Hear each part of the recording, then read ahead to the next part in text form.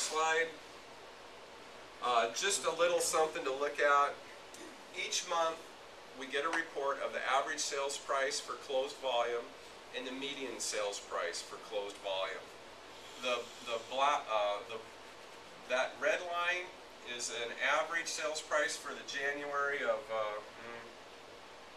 like 05. The blue line is the median. So blue, the median is, everyone knows that 50% of the houses that sell are below median and 50% are above, and that's where your value comes in at. And I put a little trend line in there, so kind of, if you blur your eyes a little bit, you can kind of see something here though.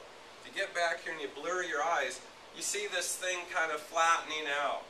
You can see it changing. That's what I'm seeing also, is that our values are probably, we're seeing the beginning of stability coming in. You can see how we went up in the 03, 04, 05 region, flattened out, and now you can just kind of see it, and it'll probably end up continuing about in this pace right here when it eventually all calms down in another couple of years. And again, what's the correlation between interest rates? Here's interest rates. Here's the average sales price. And here's the units sold down here. What's the correlation between that? Not a lot. What causes values to go up in Spokane is demand. And demand is usually pushed by people wanting to buy houses because they have just moved here, or B, they have a job and they want an investment. They're going to be here for a long time in a community. It's more about, they bought houses back when interest rates were up at 14%. They bought houses when the interest rates were at 10%.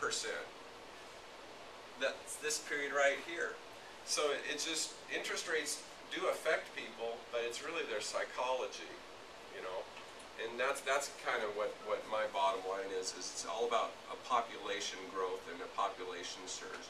I think, just one last thing, this is my major catastrophes that have affected, it's like the top 10 things. Seems like Spokane never gets a break. In '96 we had a firestorm, in '97 we had an ice storm, '98 we had the Kaiser layoffs. You know, every day there was an article about how bad it is and we're losing 1,000 guys. 99, of course, we had to look forward to 2000, Y2K, so everyone quit doing things because the world was going to end. Then we had 2001, where we thought the world was ending, and it didn't. We had a little recession there, too. Then 95 through 2001, I mean, we just supplied the whole world with employed good workers. Everyone left Spokane to work somewhere else. Now they can't do that because the housing values, and there's no jobs out there, so people have to be stuck in Spokane. 2007, 2008, of course, we had the credit market meltdown, and then last year we had the snow. So I think this year looks pretty good, you know.